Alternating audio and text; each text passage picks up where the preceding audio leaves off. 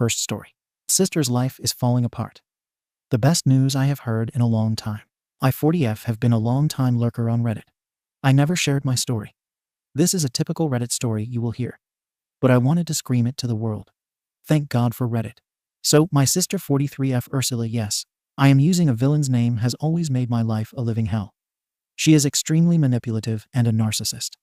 Ursula will be nice to me when she needs anything, but then she will ignore me. Growing up, I always thought that we were really good sisters. We did not have the typical sister fights where one was jealous of the other.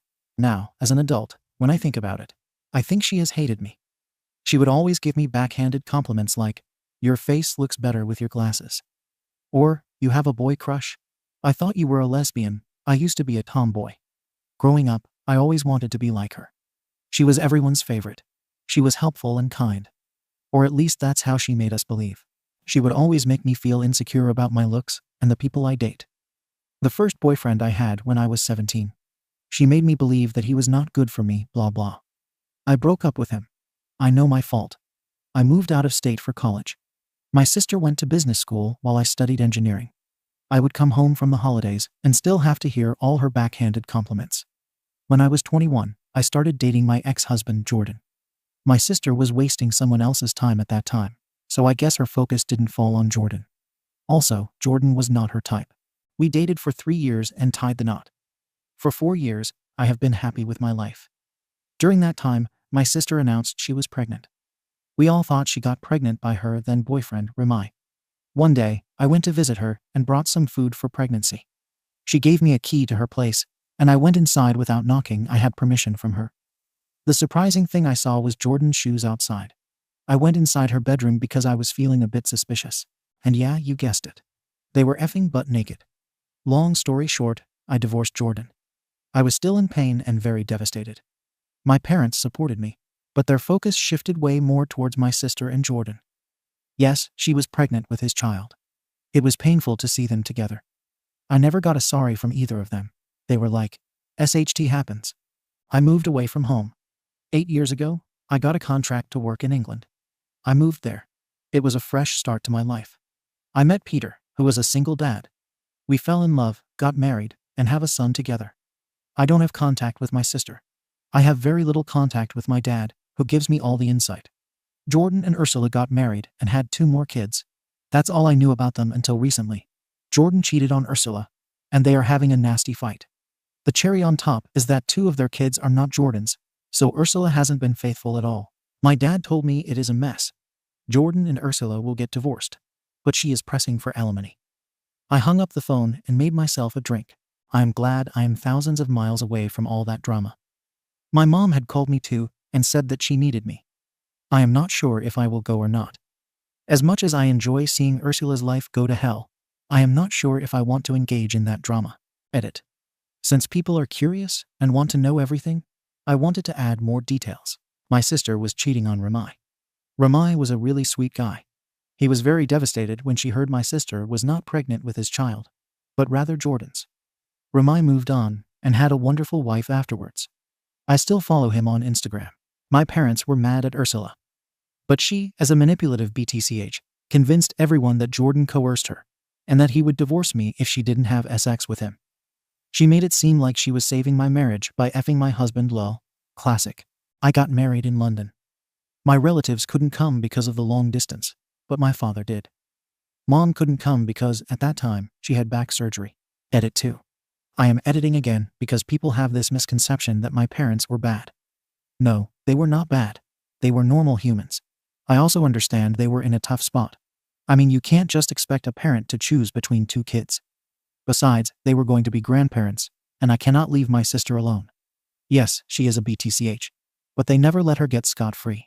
My parents supported me in my divorce and paid for my post-divorce therapy. They cannot cut off Ursula entirely because she is pregnant. My dad and mom have a strained relationship with her and Jordan. They haven't disowned them because of their kids. My dad refused to walk Ursula down the aisle at her wedding, which I did not attend. I did keep them in contact after I moved to England. They were supportive of me. The reason my mom couldn't come to my wedding was because, as I mentioned, she had back surgery. My mom is in her 60s, so she has a lot of health issues. My dad attended. My mom hardly could fly, But she did visit me after my honeymoon. She was devastated because she couldn't meet my son because flying was difficult. And then we had COVID. I am going to my hometown for some business. I would have gone either way, regardless of the phone call. I haven't seen my mom and dad for 4 years now. I miss them. I do hate my sister, but I do not hate my parents. Some comments where the OP clarifies her parents' side. I think I gave the wrong impression to my parents. They are not bad people. Yes, they love both of their kids, but I don't think they sidelined me. My dad's and Ursula's relationship is still strained.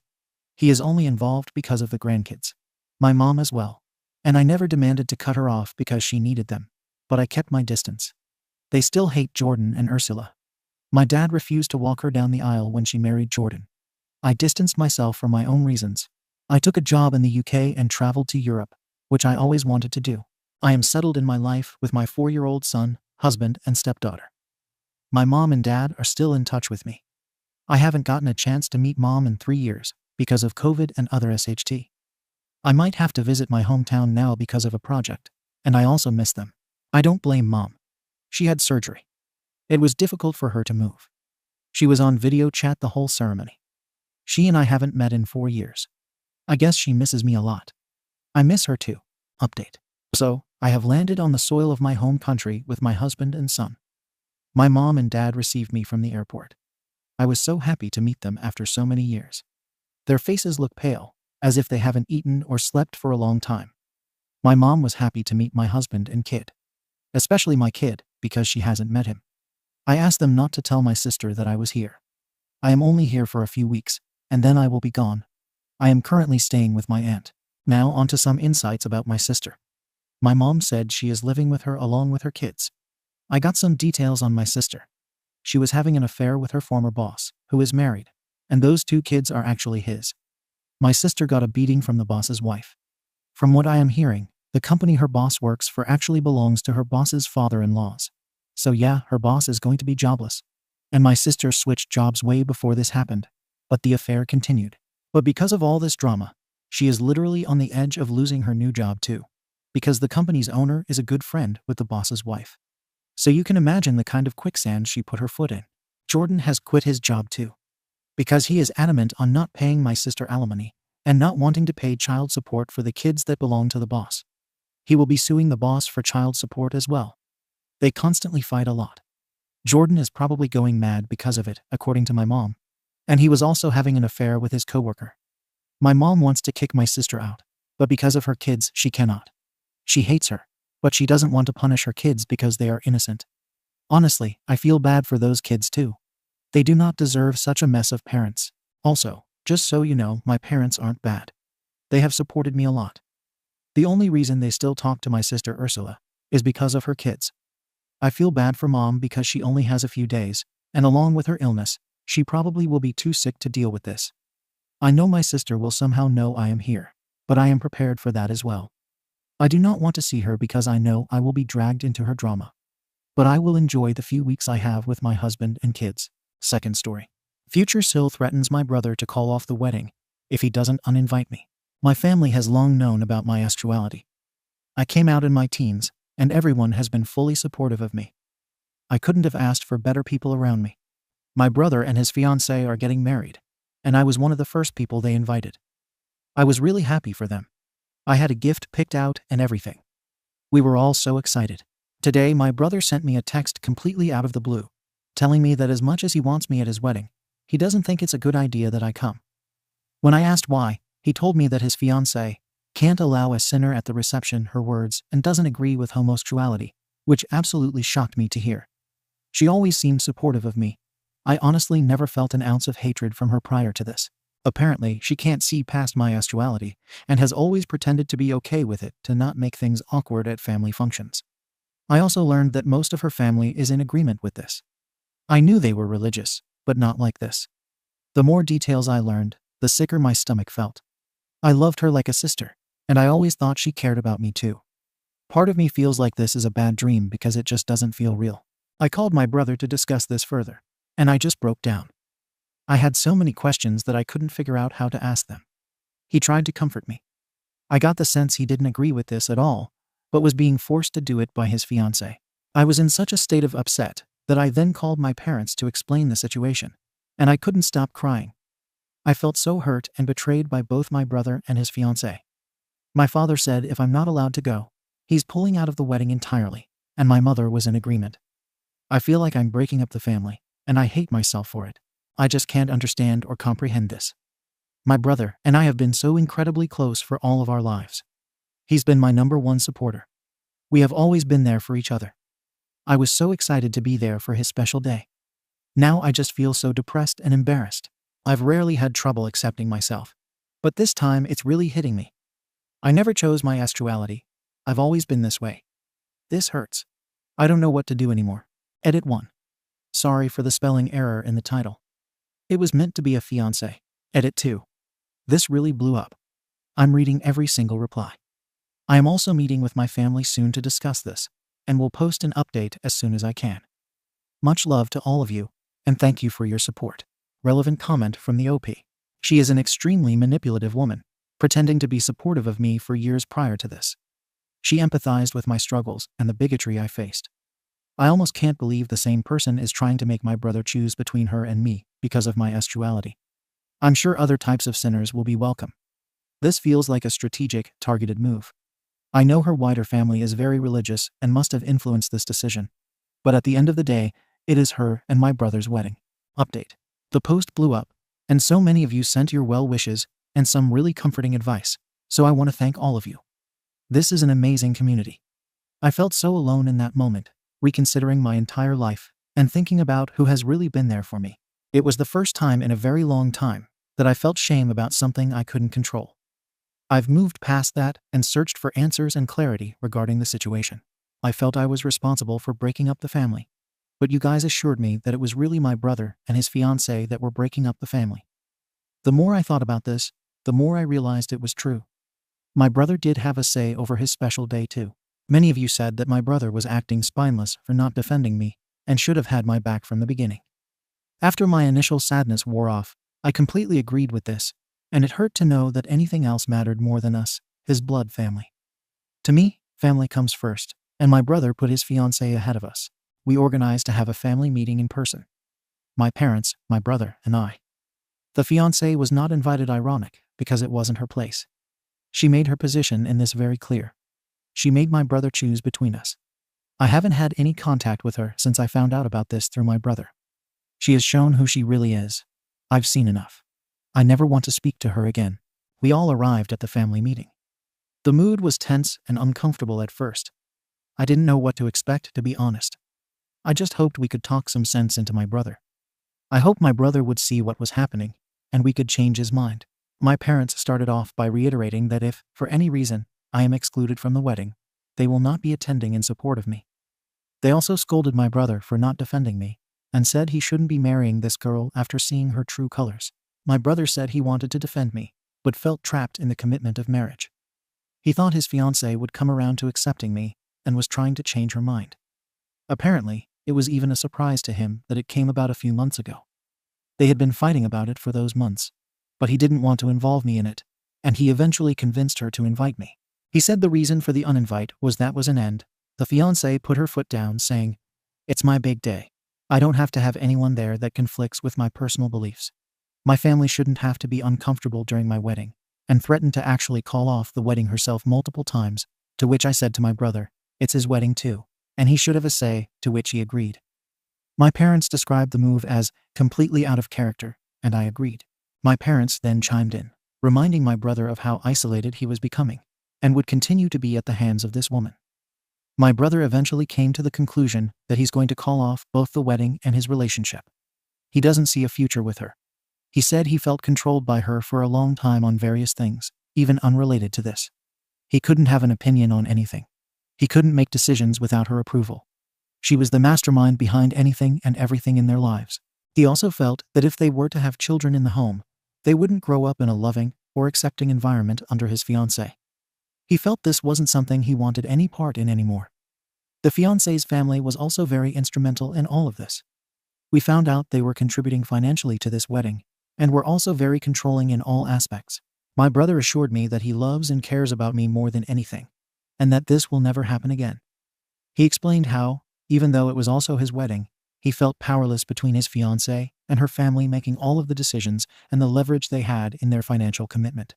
The religious aspect also played its part though, as many of you pointed out. If it was really about the concept of sin, that guest list would be empty. It was very much a manipulative, calculated move, with hatred and bigotry written all over it. I was overcome by emotions at this point. I was relieved, but also stunned that this had ever happened. There was a point where I thought I would lose my only brother. That he and his wife-to-be would run off and abandon all of us, his blood family. I sensed some sadness in my brother. He felt he let me down and was extremely remorseful. My brother hugged me and told me he loves me more than anything, and that he's sorry. We just hugged for a couple of minutes, and I was thinking about our childhood, and how he really was always there for me. He defended me when I was there and when I wasn't. He did more than I could ever ask for or expect. He absolutely effed up here. He was spineless. He gave in to the trap instead of fighting for what was right. But I didn't want to hold it against him forever. Everyone makes mistakes. His genuine, expressed remorse made it absolutely clear to me that I wanted to forgive him and hold him to his promise. I want him in my life. I don't want to lose him. I felt that the conversation we had was really good, and we cleared everything up. He's now in the process of calling off the wedding and his relationship. I'm going to be there for him to support him through this. It hasn't been easy for him either. He ended his 6-year relationship with someone who was once the love of his life. He's definitely heartbroken, but was looking out for me first. As for the fiancée, I think she has tremendous hatred in her evil heart. She's a cold BTCH.